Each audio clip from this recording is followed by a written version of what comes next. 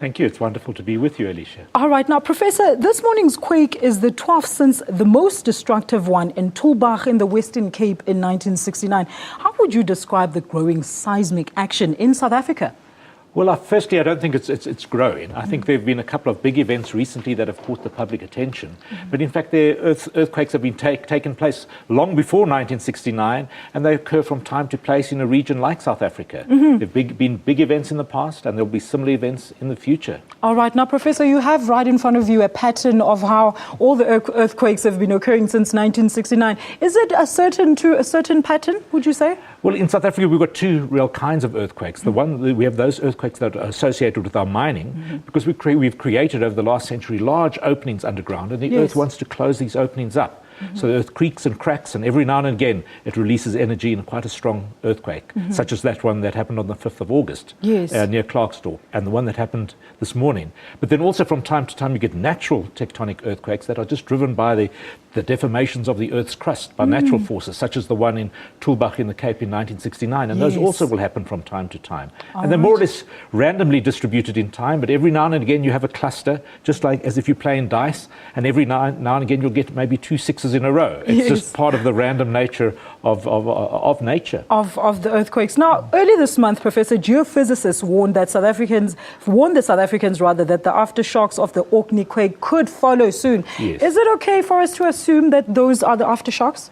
Well, when you talk about an aftershock, you really mean other earthquakes that are very close to the original earthquake, along the rupture plane or within a few kilometers of it.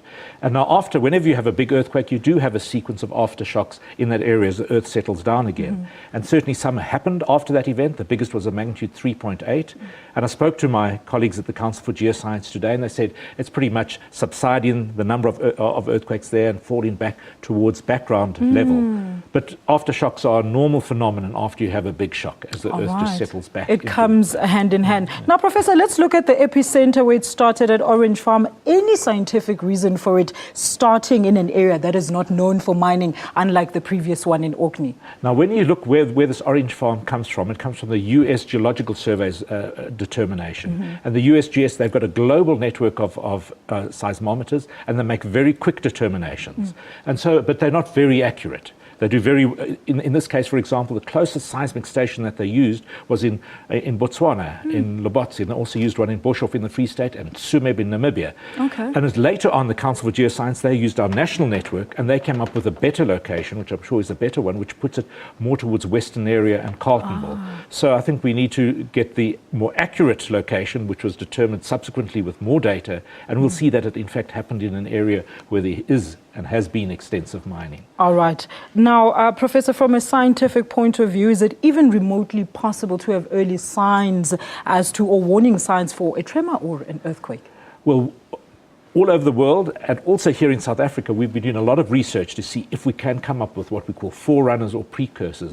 And in fact, right now, we've been working on a research project with seismologists from Japan. It's a 5-year program funded by the Japanese government. And one of the questions we're trying to answer is exactly the one you posed to me. And so far, we have not been able to find any reliable precursor that can be used to give a warning, and nor has anybody else anywhere else in the world. It's a natural disaster, and that's what we love about it. Now, Professor, before I let you go, now, the earthquake happened at around 1 o'clock this morning. For the benefit of our viewers, please explain what the difference is between a tremor and an earthquake. Well, really, and what was this morning? Was that a tremor or an earthquake? Really, it's a matter of semantics. Usually, if it's a bit smaller, we might use the word tremor, and if it's bigger, we might use the word earthquake, but really they are the same thing. In terms of destructiveness? Well, normally an earthquake will only really get destructive if it's about a magnitude 6. But sometimes with our mining-related earthquakes, because they're very much shallower, perhaps at a depth of 2 kilometers, even a magnitude 5.5 can cause some damage on the surface. Of course, mine tremors can cause serious damage underground.